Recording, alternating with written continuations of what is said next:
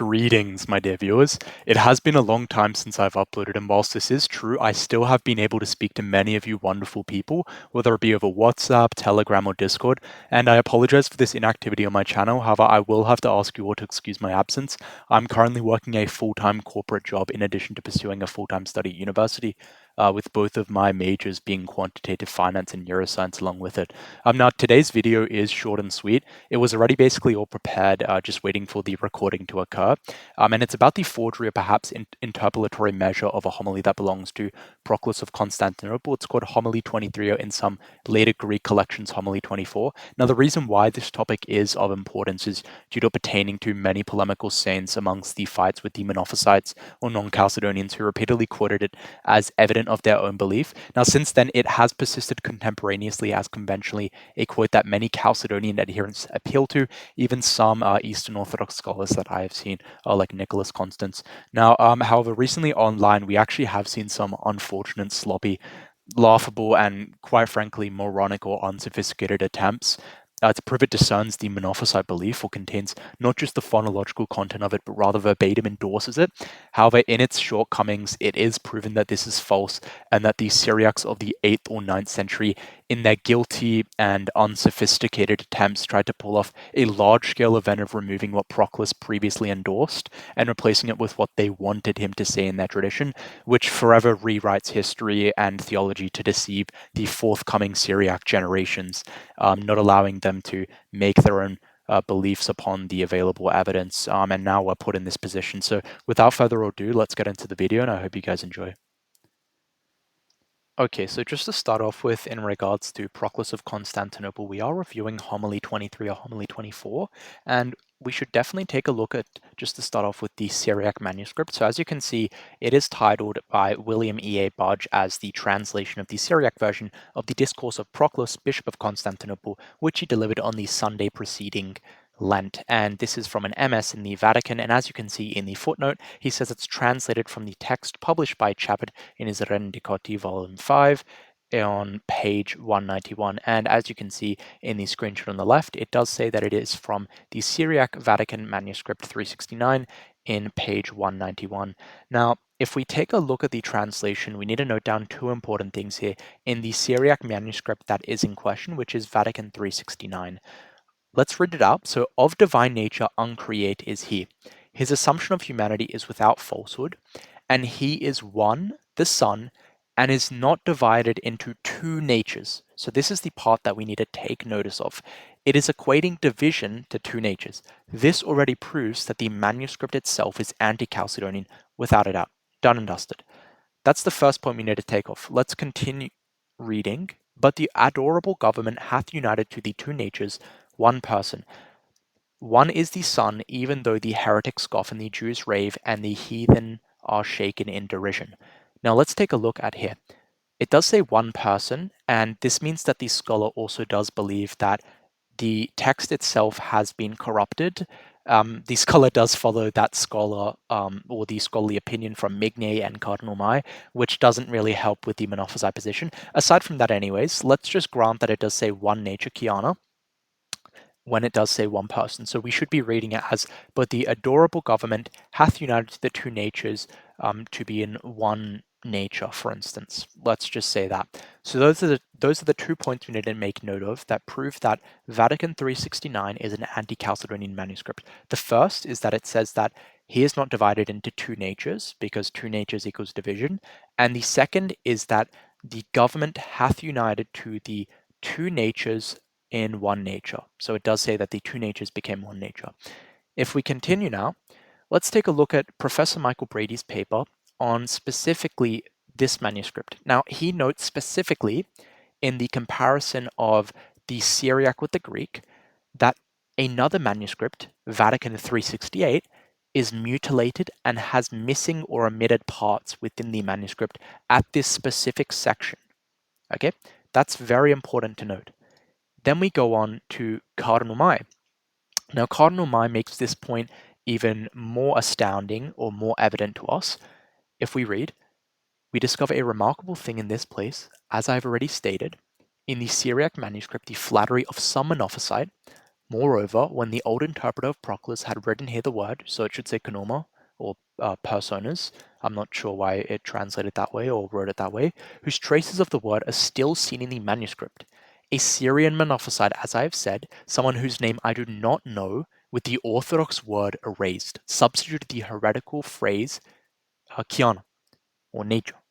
The truth of this crime is compounded, since in another Vatican Syriac manuscript, in which this same speech of Proclus is read, the leaf is lacking in this place, in the specific place. So he's talking about Vatican 368, as the previous scholar did, Professor Michael Brady, that it's specifically mutilated and omitting these parts in another Syriac manuscript dated to the exact same period of when Vatican 369, or the Syriac manuscript of concern is. Right? Perhaps removed by the hand of some heterodox person to whom the orthodox phrase of Proclus was displeasing. Certainly Proclus was far from that error, as is clearly shown by the known writings of his, and more plainly by other passages of the same, which we have quoted in his other work. What is remarkable, however, is that here the genuine passage of Proclus survives in Greek, cited by Ephraim of Antioch in Photius. Now, let's take a look at these quotes to see how well that Syriac manuscript holds up. We're going to take a first look at the Coptic MS 5001, which is preserved in the British Museum Library. This is a manuscript that predates that Syriac manuscript, Vatican 369, by 200 years, 100 to 200 years. And this is what it says. We do not divide the natures into persons. That's the first divergence from the Syriac manuscript. But the two natures are one person and proceed from the divinity and manhood of the economy of the Son, which make them to become one of one with him. This now proves that the two parts of concern for us is that the Syriac manuscript altered it. Even more concerning is that this part of the Coptic manuscript also proves that the Coptic part has been altered, because none of the earlier texts contain this part of concern. But that's aside from the point, because we're not concerned with the Coptic manuscript, we're concerned with the Syriac manuscript that contains more of the concerning parts. So as you can see, right here, it says the natures are not divided into two persons, which is divergent from the Syriac manuscript, and also that the natures are one person, present tense. So that's the second point of divergence. Now, Ephraim of Antioch proves to be disputative of that when he says the Apostolic Church teaches firmly that Christ has two natures, present tense, without confusion, and one person according to which he is one Christ and one Son. Moreover, Cyril of Jerusalem, Amphilicius, and Proclus, Bishop of Constantinople, speaks thus during Lent, the divine nature uncreated, and the legitimate assumption of our flesh in one Son with the persons not separated, but by a certain wondrous dispensation, joining the two natures into one hypostasis. That's another two divergences, right there.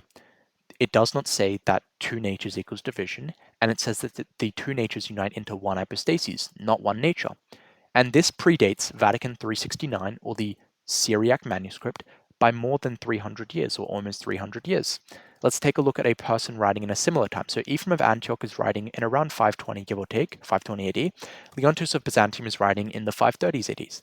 He says, the divine nature is uncreated, the nature taken on from me is unadulterated, and he is one Son, the two natures not being divided into two hypostases, but the awe-inspiring plan of God, uniting the two natures into one hypostasis. So look at the two divergent points. It says the two natures not being divided into two hypostases, not that two natures equals division. See, this is the point, right? If we look at the phrase here, if we kind of wanted to make it similar, the Chalcedonian cited as the two natures not being divided into two hypostases. One could then substitute that in the Syriac manuscript, saying the divinity and humanity, because I know they don't like to call it natures, not being divided into two natures. That's the equivalent phonological structure of what is being produced here. So these are two disputative texts to that Syriac manuscript, in addition to that Coptic manuscript, which is by their own tradition. Now let's go to another person who's writing around the 530s, or as well the 540s, Leontus of Jerusalem. Proclus of Constantinople, on unto us a child is born, there is also one Son, since the natures have not been divided into hypostases. So again, This proves the first part is disputative. It says the natures are not divided into two hypostases, not that not that Christ is divided into two natures, but rather the awe-inspiring incarnation united the two natures into one hypostasis. Again, need I say more? This is the second disputative part to the Syriac manuscript. And all of these people, once again, are living in 530s, 540s, and writing at that time, whereas the Syriac manuscript is dated to the 8th or 9th century, give or take. George of Pisidia, in his homily or poem against Severus of Antioch rather, he does paraphrase it here. He says, "Hear Proclus the wise teacher, and do not entrust yourself to the raging sea. And how is it, hearing your teacher, that you say Christ comes into two hypostases? And how do you falsely teach against us, who say that the natures are in two hypostases?" Maybe one could have said it is correlative, if it didn't say Proclus there, but George is citing Proclus. Thus, we can make quite a good inference that he is quoting Proclus in that specific homily 23. Now let's go on, and he is actually as well early 7th century, so this is another 200 years prior to the Syriac manuscript. Now let's take a look at Anastasius of Sinai, again predating the manuscript by 100 to 200 years, if we're being charitable. "Therefore one nature is one thing, and another nature is another. That is as you say, one person is one thing and another person is another. But the divine Proclus shuts your mouth when he thus writes, there is one Son, not with the natures divided into two hypostases, but through that tremendous dispensation, the two natures are united into one hypostasis." So again, this is in continuity with the earliest citations of it, which is from the Chalcedonians, which are nothing like the Syriac manuscript that comes 300 years later. The Doctrina Patrum of Anastasius, it's mostly the same. You guys can check it out on page 39 or page 40 of the work. I'm not going to go over that too much because it is the same person that we've just read out. Now let's go to the most important person that the scholar focuses on the most, which is the 7th century patriarch John Maron. He says, "He is both true God and true man, of the same essence as the Father in what he is, and of the same race as me in what she is, except for sin. He has the divine and uncreated nature. He borrowed my nature without its defects. He is one single Son. The natures are not separated into two persons, as Nestorius says, but a mysterious providence unites the two natures without confusion in one person." This is his Against the Nestorians and Monophysites. Now let's take a look at what scholarship says. So we do have, again, our Professor Michael Brady, the leading scholar in this area. He says, "A closer study of the text drawn from the sermon on the dogma of the incarnation leads us to note that John Maron remains in full conformity with the tradition that has preserved the original Greek." So not the Greek that comes from the Chalcedonians, as you will see later he mentions that, but rather the original Greek that Proclus actually wrote in. Much better than the Greek text indicated by Ephraim of Ahmed, who we just read out, or again by the Doctrina Patrum. The Coptic version of MS 5001 of the British Library confirms the title given by John Maron, referring, for example, on the Sunday which preceded the Holy 40 Days. The Greek text, which Maron published, shows how much this homily was adapted and harmonized over the centuries by the different scribes, giving rise to the application of several non-Maronite Greek and Syriac recensions. So as the scholar says here, the homily was then adapted and harmonized to people's own polemical positions, including non-Maronite Greek, which would most likely be Chalcedonians, and the Syriac recensions, which is the manuscript that we just cited.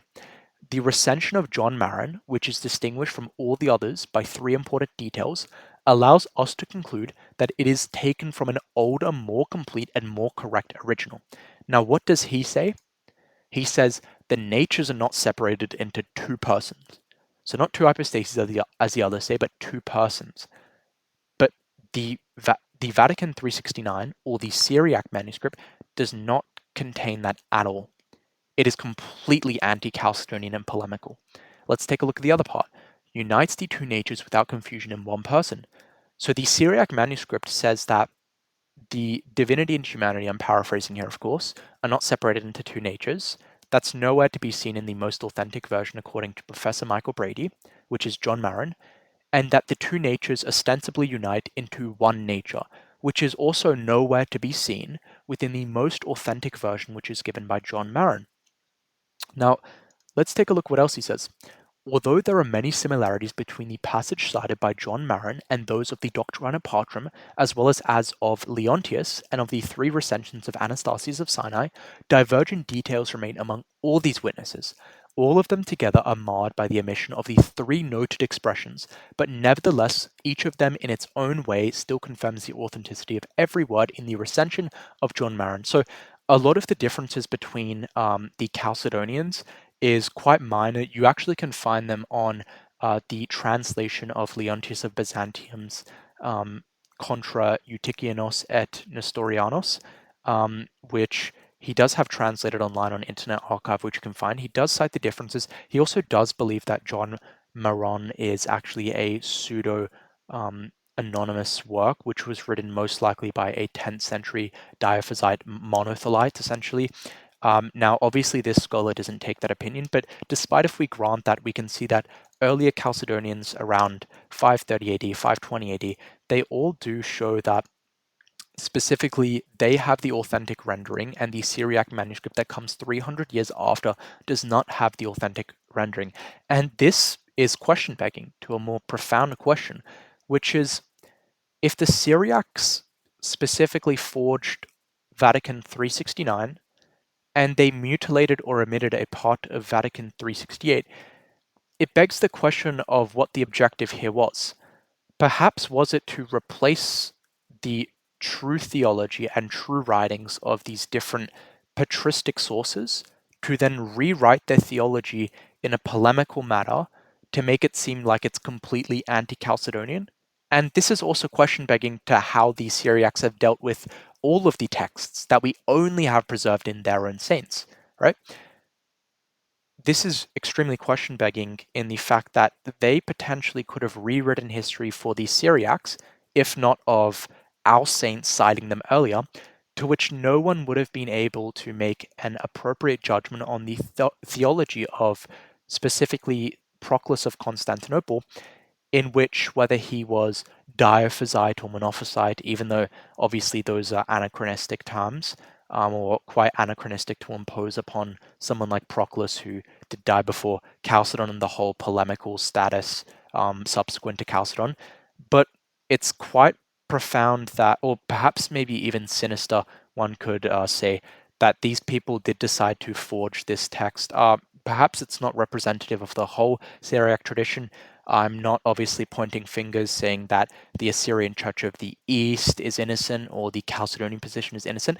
The reason for this video is solely to show that this manuscript is a forgery under the provision that many people online have been quoting this text to prove this. And just one more note, it is quite sad that a lot of people are citing Migne from his Patrologia without actually realizing that he's citing Cardinal Mai. In addition, they're cutting off the quote where he specifically justifies his reasoning by quoting Photius, who's quoting Ephraim of Antioch. So please, guys, do better. Stop with these sloppy, lazy, and unsophisticated attempts at your scholarship. It's really poor.